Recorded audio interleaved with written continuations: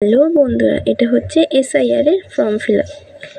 তোমাদের অনেকেরই ভুল হচ্ছে এসআইআর এর ফর্ম ফিল আপ কীভাবে করবো, চলো আমি তোমাদের দেখিয়ে দিই।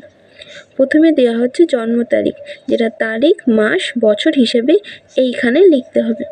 তারপর আধার কার্ড, নিজেদের আধার কার্ডের নম্বর এখানে দেবে, মোবাইল নম্বর এখানে দেবে। একটা মোবাইল নম্বরে পরিবারের সবার দিতে পারো। পিতা বা অভিভাবকের নাম, এখানে সবাই পিতার নামই দেবে।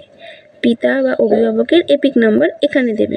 নেক্সট মায়ের নাম লিখবে, মায়ের এপিক নাম্বার এখানে লিখবে।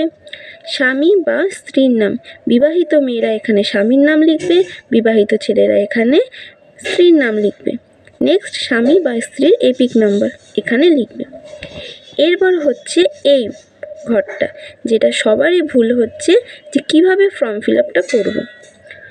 2002 সালে যারা ভোট দিয়েছেন তারা এই লাইনগুলো ফিল আপ করবেন, আর 2002 সালে যারা ভোট দেননি তারা এই ঘরটি ফিল আপ করবেন।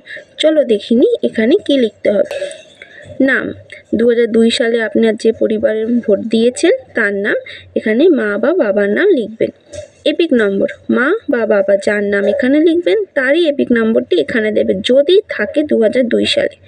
আত্মীয়ের নাম, মা বা বাবা, ঠাকুরদা, ঠাকুমা যার নাম এখানে লিখতে পারেন। সম্পর্ক, এটাই হচ্ছে মেন ব্যাপার।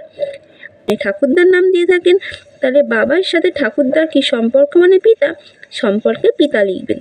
আপনার জেলা, রাজ্যের নাম, বিধানসভার নাম্বার, অংশগ্রহণ নাম্বার, কোন ঘরে দিয়েছিলেন, ক্রমিক সংখ্যা কত, ব্যাস। নির্বাচক বা পরিবারের যে কোনো স্বাক্ষর এইখানে সই সমেত তারিখ দিয়ে দেবেন, ব্যাস। Like, share, subscribe.